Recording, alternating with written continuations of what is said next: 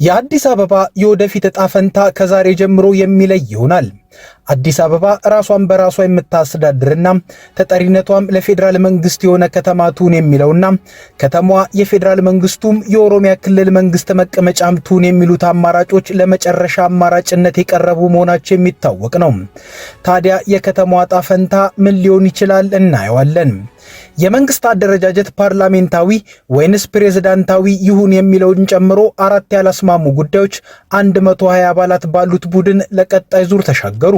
ጤና ይስጥልን፣ ኢትዮ ፍሮንቶች ነን። አብራችሁን ስትቆዩ እነዚህን ጉዳዮች በስፋትና በጥልቀት በመረጃና ትንታኔ ትሰማላችሁ። እስከዛው ቻናላችንን ሰብስክራይብ፣ ላይክ እና ሼር እያደረጋችሁ አብራችሁን ቆዩ። የአዲስ አበባ የወደፊት ዕጣ ፈንታ ከዛሬ ጀምሮ የሚለይ ይሆናል። አዲስ አበባ ራሷን በራሷ የምታስተዳድርና ተጠሪነቷም ለፌዴራል መንግስት የሆነ ከተማ ትሁን የሚለውና ከተማዋ የፌዴራል መንግስቱም የኦሮሚያ ክልል መንግስት መቀመጫም ትሁን የሚሉት አማራጮች ለመጨረሻ አማራጭነት የቀረቡ መሆናቸው የሚታወቅ ነው። ሀገራዊ ምክክሩ የሚጠናቀቅበት ዕለት ከመሆኑም አንጻር ለሀገራዊ ምክክሩ ከቀረቡ 8 አጀንዳዎች መካከል የፌዴራል ከተሞች ህጋዊ ቁመና ወይንም ባለቤትነት በሚለው አጀንዳ ውስጥ የአዲስ አበባ ባለቤትነት ጉዳይ አንዱና ዋነኛው ሲሆን ሀገራዊ ምክክሩ ሊጠናቀቅ እስካለበት ጊዜ ድረስ የምክክሩን ገጽታ የወሰነ ጉዳይ ነበር ማለት ይቻላል። በሀገራዊ ምክክሩ ላይ የአዲስ አበባ ጉዳይ የአገሪቱን ገዥ ብልጽግና ፓርቲ ከሌሎች ፓርቲዎችና ተወያይ ቡድኖች እንዲሁም ግለሰቦችና ራሱ ብልጽግና ፓርቲም እርስ በርሱ ያልተስማማበትና የተካረረበት መሆኑ ተሰምቷል። በተለይ በአዲስ አበባ ህጋዊ ቁመናና ባለቤትነት ላይ ቀላል በማይባል የመንግስት ኃላፊነት ላይ ተቀምጠው በምክክሩ ላይ የተቃረኗቸውን የሆኑ ብሔር አባላትን ማንነታቸውን በመጥቀስ ጭምር ያልተገቡ ንግግሮችን ያደረጉ ግለሰቦችም አሉ። እነዚህ ግለሰቦች ምን አሉ የሚለውን ለሚዲያ የማይመጥን ስለሆነ ለማለፍ እንገደዳለን። እንግዲህ እንደተባለው ከሆነም በአገራዊ ምክክሩ ላይ ውይይት የተደረገባቸው አጀንዳዎች ምክረ ሐሳቦቻቸው ጸድቀው ወደ ቀጣይ ምዕራፍ ተሸጋግሮ የአገራዊ ምክክሩ ዛሬ ይጠናቀቃል ተብሎ ይጠበቃል። ከላይ እንዳልነው በምክክር ሂደቱ ላይ የአዲስ አበባ ጉዳይ ከባድና ዋነኛ መወዛገቢያ እንደመሆኑ የአዲስ አበባ ቀጣይ ዕጣ ፈንታም ተጠባቂ ነው። የሚገርመውም የአዲስ አበባ ጉዳይ እዚህ ደረጃ የደረሰው በምክክር ሂደቱ ላይ የምክክር ህጉ የሚፈቅዳቸው አካሄዶች ላይ ጥሰቶች ተፈጽመዋል በሚል በበርካታ ተመካካሪ ቅሬታ ቀርቦም ጭምር ነው።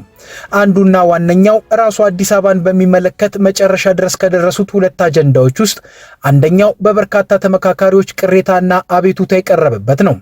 የአዲስ አበባን ህጋዊ ይዞታ በተመለከተ የቀረቡት ሁለት አማራጮች አንደኛው ከተማዋ ራሷን በራሷ እያስተዳደረች ተጠሪነቷ ለፌዴራል መንግስት ይሆናል የሚለው ሲሆን ይህም ከተማዋ አሁን ካለችበት አቋም ብዙም ያራቅ አማራጭ ነው። ሁለተኛው ደግሞ ከተማዋ የፌዴራል መንግስቱም የኦሮሚያ ክልል መንግስት መቀመጫም ትሁን የሚለው ሲሆን ይህ አማራጭ ምክክሩ ሲጀመር አንስቶ ያልነበረ አማራጭና ምክክሩ ከጀመረ በኋላ መሀል ላይ የመጣ በመሆኑ ተመካካሪዎችን አላስማማም ነበር። በዚህ ሳቢያ ምክክሩን አቋርጠው የወጡ እንደነበሩም ሲደመጥ ነበር። ቢቢሲ አማርኛ እንደዘገበው አዲስ አበባ የኦሮሚያ የፌዴራል መንግስት መቀመጫ ትሁን በሚል የቀረበው አማራጭም ምክክሩ ብዙ ርቀት ከተጓዘ በኋላ መሀል ላይ የመጣው አማራጭ ከበላይ አካል የመጣ ትዕዛዝ ነው በሚል የቀረበ በመሆኑም ያካሄድ ህጋዊነቱ ላይ ጥያቄን እንዲያነሱ ያደረጋቸዋሉ። የአዲስ አበባ ዕጣ ፈንታ ከኦሮሚያ ክልል ጋር ብቻ እንዲገናኝ የፈለጉ አካላት መጀመሪያ አዲስ አበባን በሚመለከት ከተማዋ በኦሮሚያ ባለቤትነት ትያዝ የሚለው አማራጭ ተቀባይነቱ በጣም የወረደ ስለሆነ ነው ከተማዋ የኦሮሚያ ክልል መንግስት መቀመጫም እንድትሆን አማራጭን ያቀረቡት። የአዲስ አበባ ጉዳይ በምክክሩ ከጅምሩ ያልነበረ አማራጭን በማስገባት ብቻ አልነበረም የምክክር ሂደቱን የመጣስ አካሄድ የታየበት። ከምክክር ኮሚሽኑ አባላት መካከል ሁለት ኮሚሽነሮች ተወያዮች አንድ አጀንዳን እንዲቀበሉ ተጽዕኖ ሲፈጥሩባቸው ነበርም ተብሏል። የአማራ ብሔራዊ ንቅናቄ በምህጻሩ አብን የተሰኘው ፓርቲ ሁለት ኮሚሽነሮች በአዲስ አበባ ጉዳይ ተመካካሪዎች ላይ ተጽዕኖን ለማሳረፍ ሲጥሩ ነበር ብሎ በወጣው የቅሬታ መግለጫ ላይ ያሳውቋል። አብን ብቻም ሳይሆን ሌሎች ተወያዮችም ተመሳሳይ ቅሬታን ከአዲስ አበባ ጋር በተያዘ ሁለት ኮሚሽነሮች ላይ ቅሬታን አቅርበዋል። በተለይ ከአብን መግለጫ ሙሉ ይዘት ለመረዳት እንደሚቻለው ሁለቱ ኮሚሽነሮች ተወያዮች ላይ ጫናን ለማድረግ የሞከሩት ተመካካሪዎች አዲስ አበባ የፌዴራሉም የኦሮሚያ ክልል መንግስት መቀመጫም እንድትሆን በህገ መንግስቱ እውቅና ይሰጥ የሚለውን አማራጭ እንዲቀበሉ ለመሆኑ መረዳት ይቻላል። አብን ይህን መግለጫ ያወጣው ለመጀመሪያ መግለጫው የሀገራዊ ምክክር ኮሚሽኑ ለሰጠው ምላሽ መልሶ በሰጠው መልስ ነው።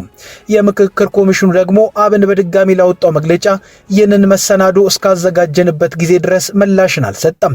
ይህም ብቻ ሳይሆን የአዲስ አበባ ጉዳይ ማብራሪያ ለመስጠት የመጡ ምሁራን ከምክክሩ እንዲታገዱ የሚያስደረገ ነው። ህገ መንግስቱ ላይ የኦሮሚያ ክልል በአዲስ አበባ ያለው ልዩ ጥቅምን የተመለከተው ድንጋጌ ወደ የጋራ ጥቅም እንዲቀየር ሐሳብ ቀርቦ ነበር።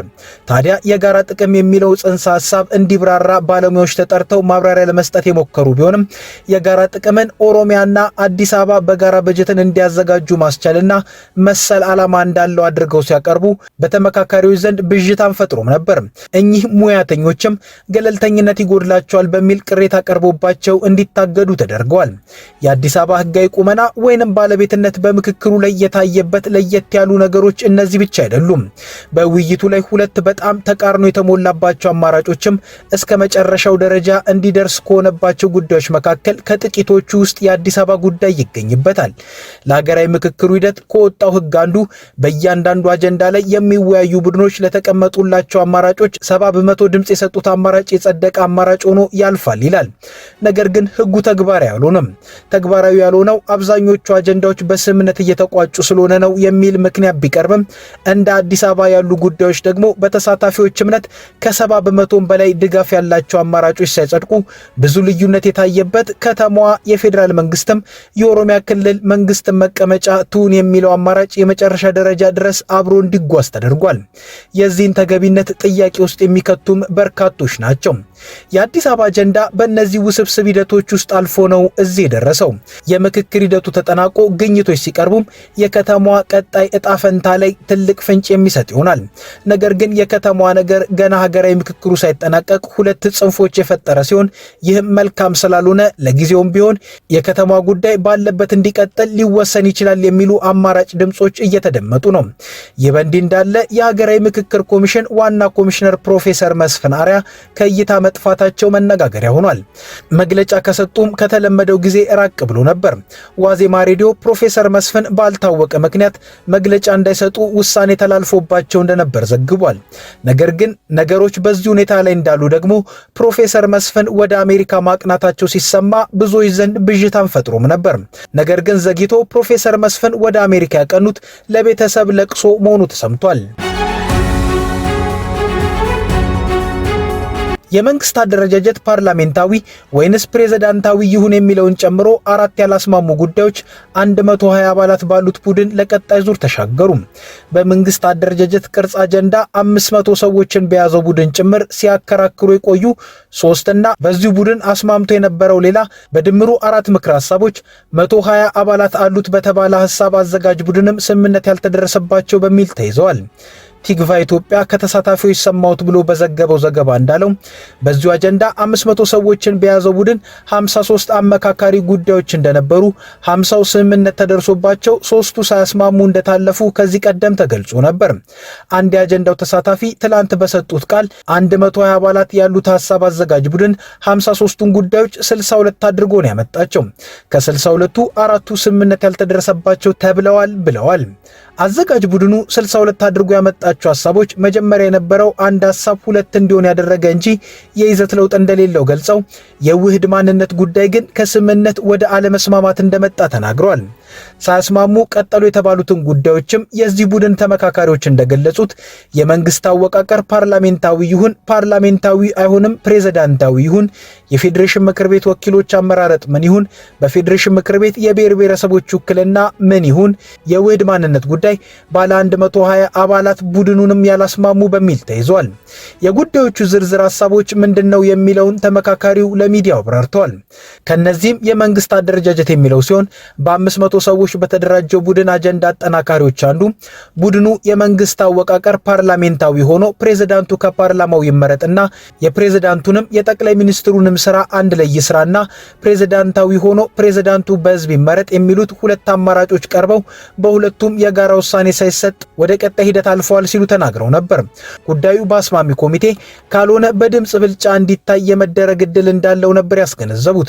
የዚሁ አጀንዳ ተሳታፊ ትላንት እንደተናገሩት ደግሞ ጉዳዩ ለአስማሚ ኮሚቴም ሆነ ድምጽ አሰጣጥ ሳያልፍ 120 አባላት ወዳሉት ሐሳብ አዘጋጅ ቡድን ተሻግሮ ቆይቷል። ይህ በእንዲህ እያለ አዘጋጅ ቡድኑ ሪፖርቱን ትላንት መልሶ ለ500 ቡድን ሲያቀርብ የጋራ ውሳኔ ይሻሉ ተብለው በነበሩት በሁለቱ የሚቃረኑ ምክር ሐሳቦች ስምነት ላይ ሳይደረሰባቸው ባሉበት ወደ ቀጣዩ የምክክር ሂደት እንዳሳለፏቸው አስረድተዋል። ግን ለስምምነት አመቻችተው ፕሬዝዳንታዊ ሲስተም ይኑር የሚለው የማይኖሪቲ ሐሳብ ነው ብለውታል። ማይኖሪቲ ለሚለው የተሰጠ ድምጽ የለም ሲሉ በ500 ቡድን የሆነውን አስታውሰዋል። ቀጣዩ የምክክር ዙር የአስማሚ ኮሚቴ ይሁን የሌላ በግልጽ እንዳላወቁ ገልጸዋል። ሁለተኛው ያላስማማው ጉዳይ ደግሞ ከፌዴሬሽን ምክር ቤት ጋር የተያያዘ መሆኑን እኚሁና ሌሎች ተሳታፊዎች ገልጸዋል። አንደኛው የፌዴሬሽን ምክር ቤት አመራረጥ ሲሆን በፌዴሬሽን ምክር ቤት የብሔር ብሔረሰቦች ውክልና ደግሞ ሌላኛው ጉዳይ ነው። የፌዴሬሽን ምክር ቤት ወኪሎች አመራረጥን በሚመለከት የፌዴሬሽን ምክር ቤት ወኪሎች አመራረጥ ምን ይሁን፣ የምክር ቤት አባላቱ እንዴት ይመረጡ በሚሉት ጉዳዮች በአንድ በኩል በክልሎች ምክር ቤት ተመርጠው ይምጡ፣ ሁሉንም በክልል ያለውን ብሔረሰብ በሚወክል መልኩ የክልሉ ምክር ቤት ክልሌን የሚወክሉ የፌዴሬሽን ምክር ቤት እነዚህ ናቸው ብሎ ወደ ፌዴሬሽን ምክር ቤት ይላክ የሚል ሐሳብ በስራ ቡድኑ መቅረቡ ይታወሳል። በአንጻሩ ደግሞ ህዝብ በቀጥታ የሚመለከተው የብሔር ወኪሎችን ስለሆነ የፌዴሬሽን ምክር ቤት አባላት ህዝቡ በቀጥታ ይምረጣቸውና ወደ ፌዴሬሽን ምክር ቤት ይላካቸው፣ ሁሉም ብሔረሰቦች ውክልና ይኖራቸው የሚል ምክር ሐሳብ ቀርቦ ነበር። ሆኖም በአዘጋጅ ቡድኑም ጉዳዮቹ የጋራ ስምምነት አልተደረሰባቸውም በሚል አሳልፏቸዋል። በፌዴሬሽን ምክር ቤት የብሔረሰቦች ውክልናን በሚመለከት በፌዴሬሽን ምክር ቤት የብሔረሰቦች ውክልና እንዴት ይሁን በሚለው ጉዳይ በአብላጫ ተብሎ በቀረበ ሐሳብ አንድ ብሔረሰብ በመሆኑ አንድ ውክልና ይኖረው፣ በተጨማሪም በእያንዳንዱ 1 ሚሊዮን ህዝብ አንድ ተወካይ ይኖረው፣ ብዛቱ 500 ሺህ የሆነ አንድ ብሔረሰብ ግን አንድ ተወካይ ይኖረው፣ አሁን ያለው አሰራር ይቀጥል መባሉ ተገልጿል። በተቃራኒው አነስተኛ ቁጥር ያላቸው ተሳታፊዎች ሐሳብ ተብሎ ሁሉም ብሔረሰብ በፌዴሬሽን ምክር ቤት እኩል ውክልና ይኖራቸው፣ ወኪሎቹ 5-2-4 ሳይባል ግን በህዝብ ተወካዮች ምክር ቤት ብሔረሰቦች በቁጥራቸው ልክ ይወከሉ የሚል ሐሳብ ቀርቦ በእነዚህም 120 አባላት ባሉት ቡድን ስምምነት ሳይደረስባቸው እንዳሉ ወደ ቀጣይ ዙር ማለፋቸው ተመልክቷል። የውህድ ማንነት ጉዳይን በተመለከተው ላይ ደግሞ የውህድ ማንነት በፓርቲ ደረጃ መቅረቡን የገለጹት የዚሁ አጀንዳ ተመካካሪ የሁለት ውህድ ማንነት ያላቸው ሰዎች እንዳሉ ተገልጾ አሁን ያለው አሰራር ለአገልግሎት መታወቂያ ሲጠየቁ በአንድ ማንነት ብቻ እንዲጠሩ ስለሚያስገድዳቸው ብሔር የለኝም ውህድ ነኝ የማለት መብት ሊኖራቸው ይገባል የሚል ምክር ሐሳብ ቀርቦ ብዙ ተቃውሞ ቢያጋጥመውም ከስራ ቡድኑ ወደ ሐሳብ አደራጅ ቡድኑ ተሻግሮ እንደነበር ገልጸዋል። ይህ የኢትዮጵያውያን እሴት አይደለም፣ ሰው በአባቱ ነው የሚጠራው፣ ውህድ የምትሉት ነገር ለባዕድ እሴት በር የሚከፍት ነው በሚል ተቃውሞ ሲነሳበት ውህድ ማንነት የሚለው ቀርቶ ውህድ የብሔር ማንነት በሚል ሐሳቡ አልፎ እንደነበር ተናግሯል። 120 አባላት ባሉት ሐሳብ አዘጋጅ ቡድን ታይቶ ግን ቡድኑ ትላንት ለ500 ሰዎች ሪፖርት ሲያቀርብ ጉዳዩ ለምን እንዳለፈ ጠይቆ እንዲያውም ከሰነዱ ይውጣ ብሎ እጅ እንዲወጣ ተደርጎ አብዛኛው ነቅፎ እጅ አወጣ። ያን ሐሳብ የሚደግፉ ጥቂት ሰዎች እዚህ ድረስ የመጣን ሐሳብ በአድማ ልትቀለብሱት አትችሉም በማለታቸው ስምምነት ያልተደረሰበት በሚል አራተኛው ምክር ሐሳብ ሆኖ እንዲያልፍ ተደርጓል ብሏል። ከኢትዮ ፍሮንት የዛሬ ጉዳዮቻችን እነዚህ ነበሩ። አብራችሁን ስለሆናችሁ እናመሰግናለን። ቻናላችንን ሰብስክራይብ አድርጉልን። መልካም ጊዜ